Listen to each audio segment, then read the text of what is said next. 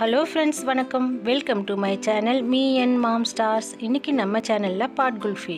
அதிக காசு கொடுத்து வெளியில வாங்கி சாப்பிடாம வீட்லயே ஈஸியா ஹைஜீனிக்கா எப்படி செய்யறதுன்னு பார்க்கலாம்.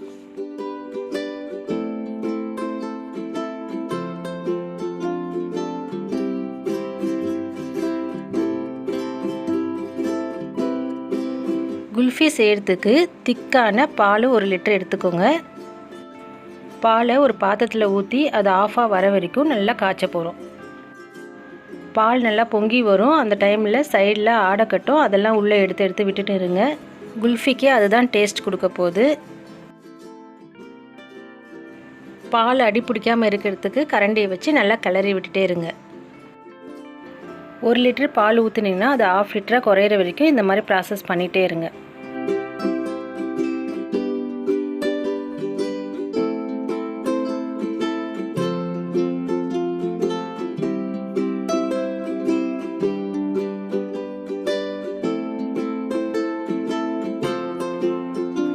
பால் நல்லா திக்காகி ஆஃபாக குறைஞ்சிடுச்சு. இந்த ஸ்டேஜில் 50 கிராம் கண்டென்ஸ் மில்க்கு ஊற்றுறேன். இது நம்ம சேனலில் செஞ்ச கண்டென்ஸ் மில்க்கு தான்.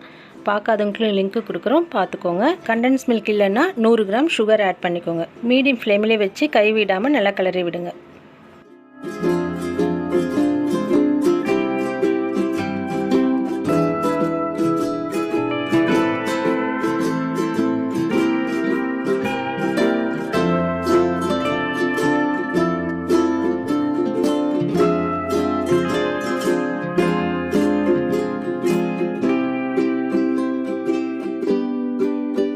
இந்த ஸ்டேஜில் பாதாமும் பிஸ்தாவும் 10 எடுத்து பவுடராக அரைக்காமல் கொஞ்சம் கரகரப்பாக அரைச்சி இது கூட ஆட் பண்ண போகிறோம்.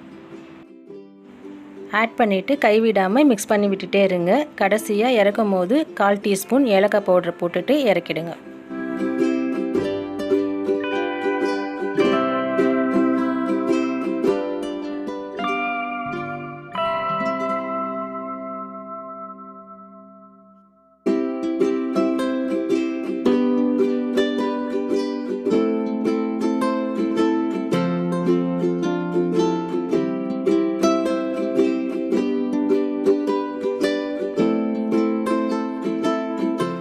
குல்ஃபி நல்லா திக்காயிடுச்சு. இந்த ஸ்டேஜில் இறக்கிட்டு ஆற விடுங்க.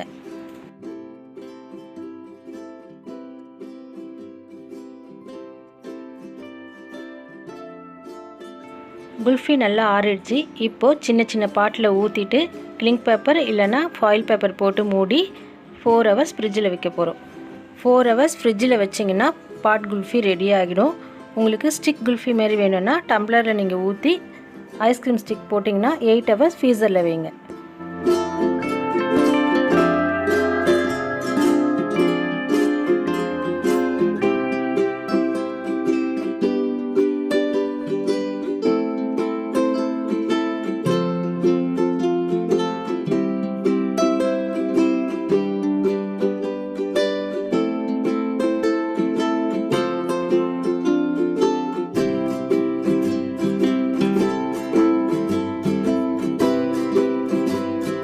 நாலு மணி நேரத்துக்கு அப்புறம் ஃப்ரிட்ஜிலேருந்து பாட் குல்ஃபி எடுத்துகிட்டு வந்திருக்கேன்.